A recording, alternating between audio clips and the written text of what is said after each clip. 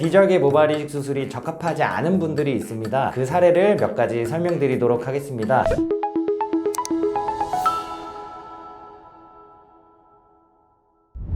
안녕하세요.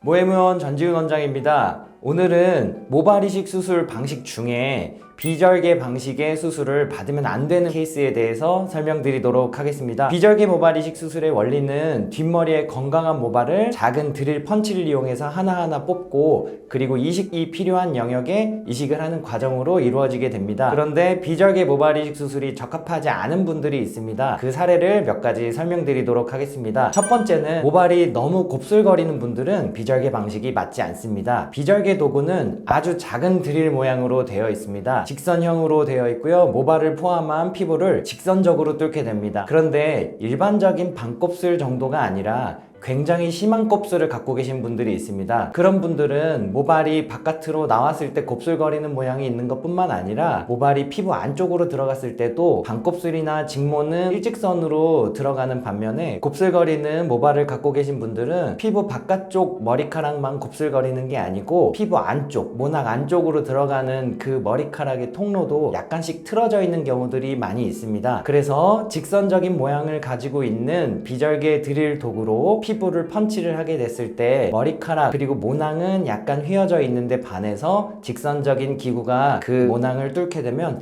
약간씩의 손상을 받을 수 있습니다. 그래서 약간씩의 손상을 받은 이 모낭들을 채취해서 이식을 하면 생착률이 약간 떨어지게 나타날 수가 있습니다. 반곱슬이나 직모 정도는 상관이 없습니다. 하지만 굉장히 강한 곱슬을 원래부터 갖고 계신 분들은 비절개 수술 방식이 생착률에 좋지 않은 결과를 낼 수 있기 때문에 곱슬거리는 끼가 많은 분들은 비절개 모발 이식 수술 방식을 권해드리지 않고 있습니다. 그리고 두 번째 사례, 너무 얇은 모발을 갖고 계신 분들은 비절개 모발 이식 방식이 맞지 않을 수가 있습니다. 얇은 모발을 갖고 계신 분들의 피부 특징은 피부도 굉장히 얇고 말랑거리는 특징을 갖고 있습니다. 그런데 비절개 모발 이식 도구는 단단하고 날카로운 금속성 물질로 피부를 돌아가면서 채취를 하는 방식입니다. 찰떡 같은 물질을 칼로 썰려고 할 때 잘 썰리지 않는 것을 확인할 수가 있습니다. 하지만 사과와 같은 상대적으로 딱딱한 물질은 칼로 잘 썰 수가 있습니다. 그래서 이렇게 모발이 얇은 분들은 피부도 굉장히 여리고 얇은 경우들이 많아서 찰떡 같은 느낌이 나서 비절개 도구가 빠르게 회전하는 동안 피부나 주변 모낭이 약간 뭉개지면서 손상을 받을 수가 있습니다. 그래서 피부가 얇고 모발이 너무 얇은 분들은 비절개 방식보다 절개 방식으로 눈으로 보면서 모낭을 분리하는 것이 생착률에 조금 더 좋은 결과를 낼 수 있습니다. 그리고 모발이 얇은 분들의 경우에 생착률 뿐만 아니라 하나 더 고려할 사항이 있습니다. 안 그래도 모발이 얇은 분들은 머리를 뒤로 묶었을 때 머리가 한 줌 정도밖에 안 된다라고 말씀하시는 분들이 많은데 비절개 방식 같은 경우에는 뒷머리를 일부 삭발을 진행하기도 하고 가위로 뒷머리 수술 쳐가면서 수술을 해야 되는 경우들이 많은데 원래부터 머리가 가늘고 숱이 많지 않은 느낌이 갖고 계셨던 분들은 이런 비절개 방식으로 진행했을 때 뒷머리 숱이 너무 많이 줄어서 스타일링에 한동안 애로사항을 겪는 경우들이 많이 있기 때문에 머리카락이 너무 얇고 뒷머리 숱이 많지 않은 분들은 비절개 방식보다 절개 방식으로 수술을 하는 것이 수술 직후에 뒷머리 수술 보존하는 방법이 되기도 합니다. 그리고 세 번째, 두피 타입에 따라서도 절개, 비절개를 나누는 경우들이 있습니다. 피부가 너무 두꺼운 경우에는 비절개 펀치 도구가 피부 아주 깊은 영역까지 펀치를 해야 되기 때문에 이런 경우 깊은 영역에 있는 혈관들이 많이 다칠 수가 있습니다. 그래서 출혈이 많이 날 수 있고 수술 후에 빈혈이 좀 심하게 올 수 있기 때문에 너무 두꺼운 피부가 있고 수술 중에 출혈이 너무 많다 싶으면 비절개 방식의 수술이 적합하지 않아서 그런 경우 수술 중에 비절개 방식에서 절개 방식으로 전환을 하기도 합니다. 제가 진료실에서 진료를 보다 보면 절개 방식이 생착률이 좋고 비절개 방식이 생착률이 좋지 않다라고 종종 말씀들을 하시는데요. 일부는 맞고 일부는 맞지 않는 말입니다. 두피의 타입과 모발의 두께를 종합적으로 판단해서 주치의 선생님과 함께 본인에게 가장 적합한 수술 방식을 결정한다면 비절개 방식 또는 절개 방식도 생착률의 차이가 없이 좋은 결과가 나타날 수 있습니다.